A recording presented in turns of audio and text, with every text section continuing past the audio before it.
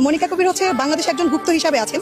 উনি যে কোনো দেশের এজেন্ট হিসেবে বাংলাদেশে কাজ করছেন। উনি যখন একটা পাবলিক প্লেসে এই ধরনের কাজ করছে, অশালীন হচ্ছে ভিডিও কন্টেন্ট তৈরি করছে, ড্রেস চেঞ্জ করছে, এর পাশাপাশি আমাদের যে পাবলিক ট্রান্সপোর্ট মেট্রো রেল, ওখানে গিয়েও দেখা যাচ্ছে যে উনি একজন অপরিচিত পুরুষ মানুষের পায়ের মধ্যে সে শুয়ে পড়ছে। আমার কাছে যথেষ্ট প্রশাসনিক ডকুমেন্টস আছে যে আমি আগেই বলেছি যে ওনার পাসপোর্টের মেয়াদ 2025 সালে শেষ হয়ে গিয়েছে। আর উনি এক এক জায়গায় এক এক ইনফরমেশন উনি দিচ্ছে। প্রথমত উনি বলছে উনি টার্কিশ নাগরিক, এরপরে উনি বলছে যে ওনার দাদার বাড়ি আমি জেনেছি যে ইন্ডিয়াতে, এরপর উনি বলছে যে উনি 5 বছর থেকে বাংলাদেশে এসে বসবাস করছেন। রোজা রমজানের দিন একটি মুসলিম কান্ট্রিতে আপনি একটি পাবলিক রাস্তা যেখানে পাবলিক যাতায়াত করবে, গাড়ি যাতায়াত করবে, একটি সিগন্যালের মধ্যে আপনি যখন কোনো অশালীন কন্টেন্ট তৈরি করবেন তখন এরকম অপ্রীতিকর ঘটনা ঘটতেই পারে। খোলামেলা ড্রেস কিন্তু বাংলাদেশে আরো অনেক মডেলও পড়ে, কিন্তু আপনাকে বুঝতে হবে যে বাংলাদেশে এখন একটি রোজার মাস চলতেছে। উনি বাংলাদেশে এসে এই যে এরকম অশালীন ড্রেস পরে কন্টেন্ট তৈরি করে, এগুলো কিন্তু বাংলাদেশের ভাবমূর্তি নষ্ট করে। আমরা আইনি পদক্ষেপ নিব, আমরা জাস্ট ওয়েট করতেছি যে আমাদের লিগ্যাল নোটিশের জবাবটা কি আসে। আর ওনাকে অবশ্যই দেশ ত্যাগ করতে হবে, না হলে আমি ওনাকে অবিলম্বে গ্রেফতারের দাবি জানাবো।